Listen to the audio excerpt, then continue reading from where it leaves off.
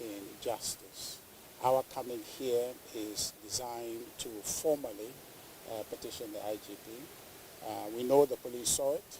The particular abuse of our third vice, Alhaji Osman Masawudu, was in the full glare of your cameras, and the police were there.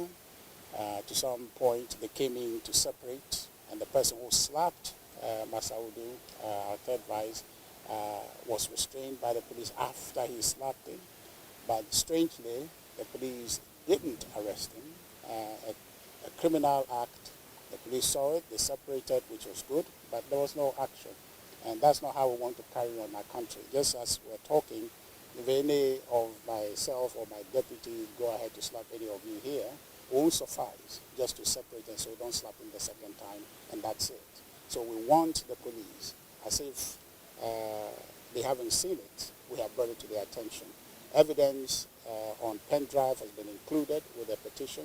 So if they haven't seen what you guys have dutifully circulated in the media, at least we have provided for them, so that they can take full account of what happened and take the necessary step to bring sanity by punishing these individuals, not only for the sake of punishing them, but to create a certain standing deterrent for all who would want to copy such behavior, and that our democracy will not tolerate that, and that is not part of how we want to engage ourselves in a democratic process. So that's the reason we came, and we are very happy, even though we didn't have the opportunity to extensively discuss with the IGP. Was gracious enough to give us a few moments, and then had promised that we can come in and see him. So we are working on an appointment to see him later on, if need be, to discuss the petition further. But we want to also plead with you as the media to focus on this petition.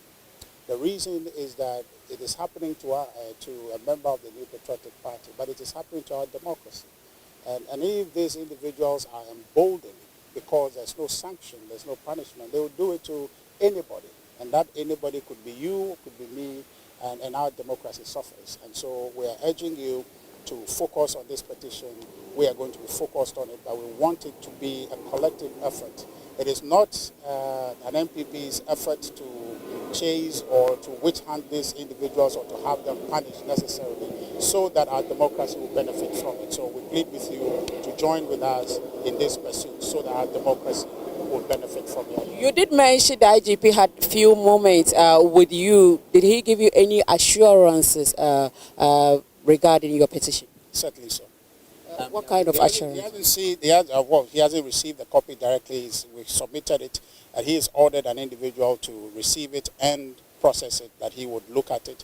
But he is in agreement that what step we're taking is in order. The Akwatia Police Command has put out a statement that they've already begun investigations into the chairman of the incident. Does it give you any confidence that the police has already started with the investigation? That's okay, but this is for good measure, that at least your cameras capture it, that this formal process has been triggered. The reason this is necessary is that, you were here with us when we went to the Ablikuma North rerun. Matters are still outstanding. People who have abused people took too long, you understand? And knowing that this didn't happen in private, I wonder why so far Zoka is wherever he is and is not in custody. I wonder where individuals there, Abdul Wahab, who was threatening to say that if we had come here to meet Nanabi, if we had come here to meet Anodompre, if we had come here to meet Honorable Aponyo Martin, there will be by-election in his constituency, or they would effectively kill them. That's what he was saying. So we wonder why those people are walking free. And so this is for good measure, and to bring focus where it's necessary to say that the police must act. And the IGP being the #1 police officer in our country, is proper that we notify him formally.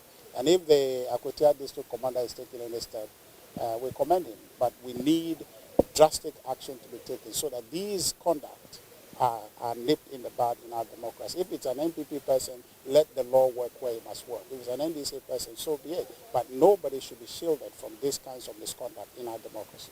Based on your discussions... Prior to this by-election, the police assured that they were going to make this the most peaceful by-election we've ever had. Do you think they live to the billing? Well, your guess is as good as mine. We're here talking about violence. So that question does not arise, right? Because it wasn't particularly peaceful the way it ought to be. Comparing this to African Command North, how would you rate the police's performance? I don't know what scale to measure it on, but there's violence, and any form of violence is not acceptable.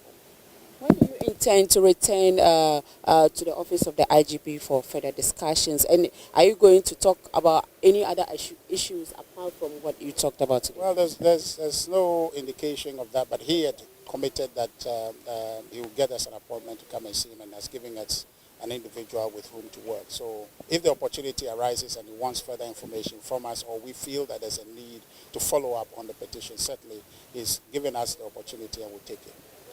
What will be the next action if the IGP does not arrest these persons that you just mentioned? Well, you are the media. You should be interested in seeing action on this. So if there's no action, you should be worried just as much as I am. Thank you very much.